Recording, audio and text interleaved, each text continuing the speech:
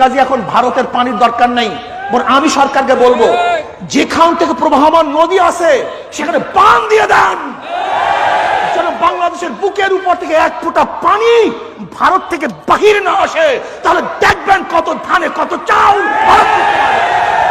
বাঁধ দিয়ে দেন। ও আমাকে পায়ে ধরবে, আমার কাছে মাথা নত করতে বাধ্য হবে। আপনি জানেন যদি আজকে আমরা বাংলাদেশের প্রত্যেকটা জায়গায় বাঁধ দিয়ে দেই তাহলে ওরা সব পানিতে হাবুডুবু খাবে, হাবুডুবু। ভারত বন্ধুত্ব করে কাউকে কিছু দিতে পারে না, শুধু নিতে পারে। কিন্তু আজ পর্যন্ত ভারত সরকার আন্তর্জাতিক আইনকে লঙ্ঘন করে সে আমাদের ন্যায্য হিস্সা দেয় নাই। আমিও বাংলাদেশ সরকারকে বলতে চাই ভারতের কাছে আর পানি চাওয়ার দরকার নেই, বর্তমান যুগে আর পানি কোনো দরকার নেই। এটা এক সময় ছিল যখন ভাটা জোয়ারের ভিত্তিতে এদেশের কৃষি নির্ভর ছিল, ভাটা জোয়ারের পানির ভিত্তিতে এদেশের কৃষি নির্ভর ছিল, তখন পানির এত প্রয়োজন ছিল। আজকে নলকূপের ভিত্তিতেই এদেশের কৃষি নির্ভরশীল।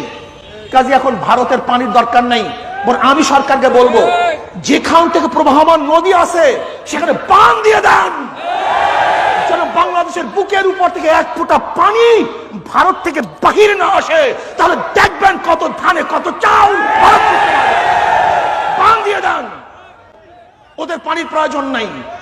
আগেকার কথা, আমাদের তৎকালীন সময় বাংলাদেশের গণমানুষের একমাত্র প্রাণ কেন্দ্র মোহাব্বতি লোক ভাসানী সাহেব, যিনি বাংলাদেশের একজন প্রিয় লোক ছিলেন, তিনি লং মার্চ করেছিলেন ফারাক্কাবাদের বিরুদ্ধে।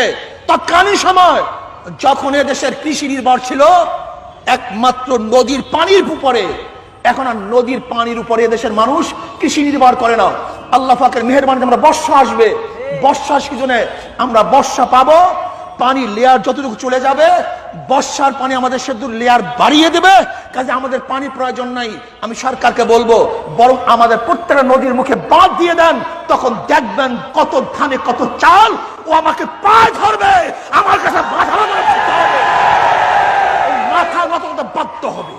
আপনি জানেন যদি আজকে আমরা বাংলাদেশের প্রত্যেকটা জায়গায় বাঁধ দিয়ে দেই তাহলে ওরা সব পানিতে হাবুডুবু খাবে, হাবুডুবু। আর আমাদের দেশে দেশপ্রেমিক হাজারো মানুষ আছে যারা শ্রীগ্রামের মতো বাঁচতে চায় না, বাঘের মতো হুঙ্কার ছাড়তে চায়, গোলামের জিন্দেগি করতে চায় না, তারা আজাদের জিন্দেগি চায়।